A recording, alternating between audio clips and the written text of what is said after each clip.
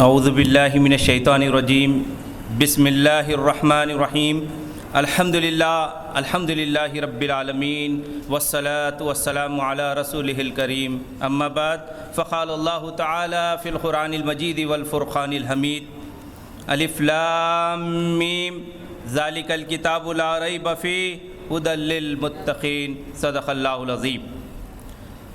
قابل احترام مولانا حامد محمد خان صاحب امیر حلقہ جماعت اسلامی تلنگانہ،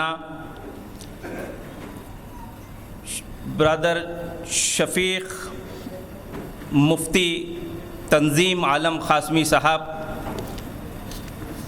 مرزا نذیر اللہ بیگ زاہد صاحب سیکریٹری حلقہ، عمرہ مقامی اور دیگر ذمہ داران، معززین شہر، حاضرین مجلس اور عزت مآب ماؤں بہنوں، السلام علیکم ورحمۃ اللہ وبرکاتہ۔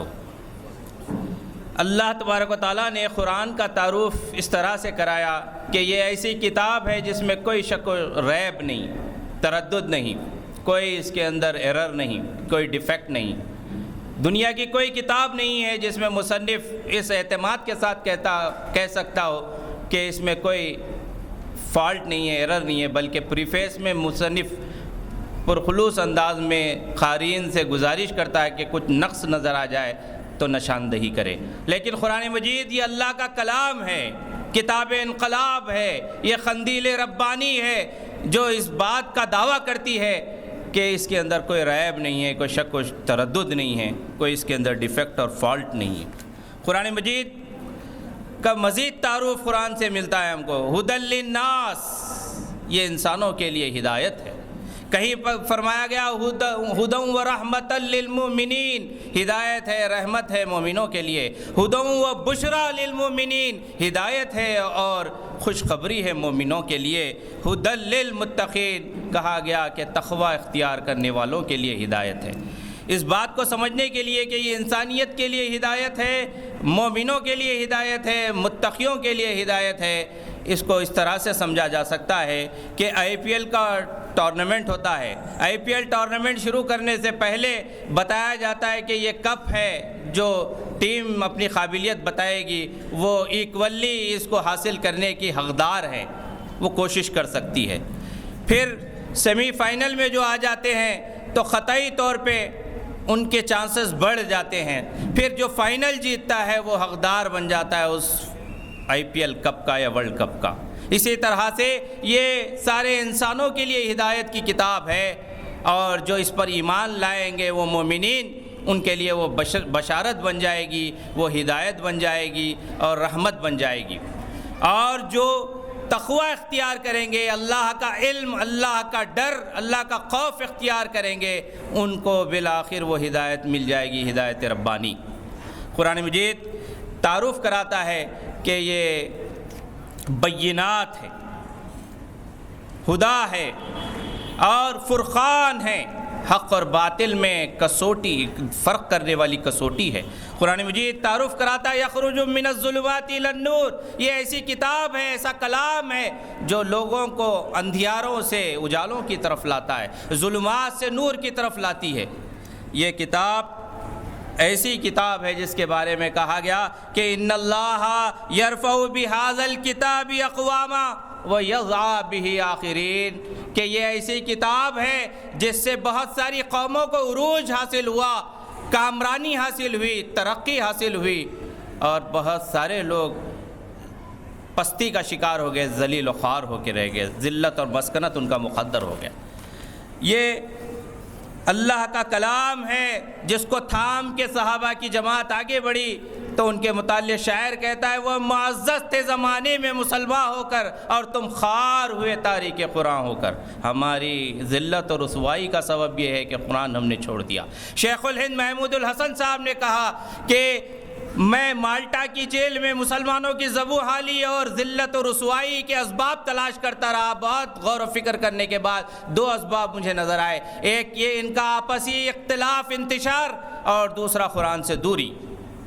یہ ہے ذلت و رسوائی کا اصل سبب جس سے ہم کو باخبر ہونا چاہیے اور اس جو ہے بیماری سے، اس کمزوری سے ہم کو نکلنا چاہیے۔ ملت اسلامیہ حامل قرآن ہے، قرآن کو تھام کے وہ آگے بڑھے۔ جیسے پہلے کتابوں کے حاملین نے اپنی کتابوں کے ساتھ بے قدری کی، ناقدری کی، جس کی وجہ سے وہ ذلت و مسکنت میں گھر گئے، اسی طرح سے ہم بھی اللہ کی اس کتاب قندیل ربانی، ہدایت ربانی کے ساتھ وہ رویہ اختیار کریں گے جو پچھلی قوموں نے کیا تھا، تو ہمارا بھی انجام وہی ہوگا جو پچھلی قوموں کا ہو گیا۔ ضربت علیہم الذلۃ والمسکنہ وباؤوا بغضب من اللہ، ذلت اور مسکنت ان کا مقدر بن کے رہے گی، اللہ کا غضب اور اللہ تبارک و تعالیٰ کا عذاب ان کو گھیر لیا۔ اگر ہم بھی اس کتاب کے ساتھ ناقدری کریں گے تو ہمارا بھی انجام یہی ہوگا۔ ہم کو جو ہے حالات چیخ کے کہہ رہے ہیں، اٹھ باندھ کمر غازی میدان بلاتا ہے، اٹھ حامل قرآن تجھے قرآن بلاتا ہے۔ حامل قرآن کی حیثیت سے ملت اسلامیہ کو اٹھ کھڑے ہونا ہے، اس کتاب کی دعوت کے نقیب اور علمبردار بن جانا ہے، اس کتاب کو جاری و ساری کرنے کے لیے تگ و دو کرنا ہے، اور اس کے احکامات کے مطابق اللہ کی زمین پر، اللہ کے بندوں پر احکامات نافذ ہو، اس بات کے لیے کوشش کرنا چاہیے، منظم کوشش، اجتماعی کوشش۔ یہ آج وقت کی ضرورت ہے۔ ہر لحظہ ہے مومن کی نئی آن، نئی شان، گفتار میں، کردار میں اللہ کی برہان، یہ راز کسی کو نہیں معلوم کہ مومن قاری نظر آتا ہے، حقیقت میں ہے قرآن۔ اماں جان بی بی عائشہ رضی اللہ عنہا سے پوچھا گیا کہ اللہ کے رسول کیسے تھے، تو انہوں نے کہا کانا خلقہ القرآن، قرآن کے اخلاق جو چلتے پھرتے نبی اکرم صلی اللہ علیہ وسلم کی زندگی کے اندر تھے۔ نبی صلی اللہ علیہ وسلم چلتے پھرتے قرآن تھے، پریکٹیکل قرآن تھے۔ اسی طرح سے مومن یہ قاری نہیں ہے قرآن کا، یہ حامل کتاب ہے، حامل قرآن ہے، اور یہ کتاب کا عکس بن جانا چاہیے، پڑھتو بن جانا چاہیے۔ تلاوہ جو لفظ ہے وہ پیچھے چلنے کے معنی میں آتا ہے۔ جب ہم تلاوت کرتے ہیں تو قرآن کے پیچھے چلنے والے بن جائیں، جو قرآن راستہ بتائے اور اس راستے کو اختیار کرے۔ عزیزو، میں اپنی بات کو مختصر کرتے ہوئے کہتا ہوں کہ نبی اکرم صلی اللہ علیہ وسلم نے ایک غیر معمولی معجزے کے ذریعے سے سرزمین عرب کے اندر انقلاب برپا کیا تھا۔ وہ زندہ معجزہ قرآن تھا، اللہ کی کتاب، اللہ کا کلام تھا، جس کو شاعر نے کہا وہ بجلی کا کڑکا تھا یا صوت ہادی، عرب کی زمین جس نے ساری ہلا دی، اتر کر ہیرا سے سوئے قوم آیا، ایک نسخہ کیمیا بھی ساتھ لایا، اور وہ نسخہ کیمیا کے ذریعے سے پورے عرب زیر نگی آ گئی اور عجم پیچھے چلنے لگا۔ 23 سال کی قلیل مدت میں چند جانوں کے ضیاء کے ساتھ ایک عظیم الشان انقلاب برپا ہوا اس قرآن کی وجہ سے۔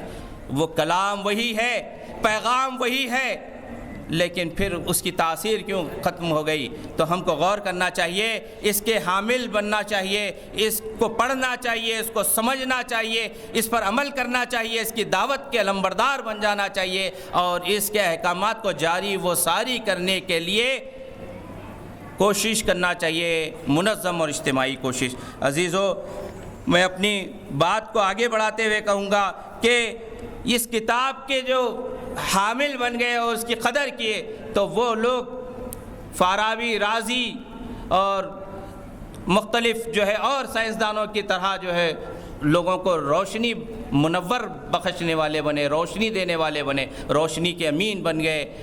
ایجادات کیا انہوں نے، نئی نئی چیزوں کو وجود میں لایا، جس کے نتیجے میں دنیا اس سے فائدہ اٹھائی۔ الجبر والمقابلہ، الکیمیا، شیشے کی ایجاد، زمین کی پیمائش، سمندروں کے راستوں کا اندازہ، یہ سارے جو ہے قرآن کے حاملین، قرآن میں غور و فکر کرنے کے بعد کوفہ، وہ بغداد کی ان علم کی منڈیوں سے نکلنے والے لوگوں نے کیا تھا، جو اندلس تک پہنچے، گریک اور یونان کے اوپر بھی اپنے اثرات ڈالے، پورے سرزمین یورپ کے اوپر اثرات ڈالے۔ وہ آج وقت کا تقاضا ہے کہ اس کتاب کے حامل بن جائیں۔ آج سارے مسائل کی وجہ قرآن سے دوری ہے، اور قرآن کو ہم نے چھوڑ دیا ہے۔ اس کتاب سے وہ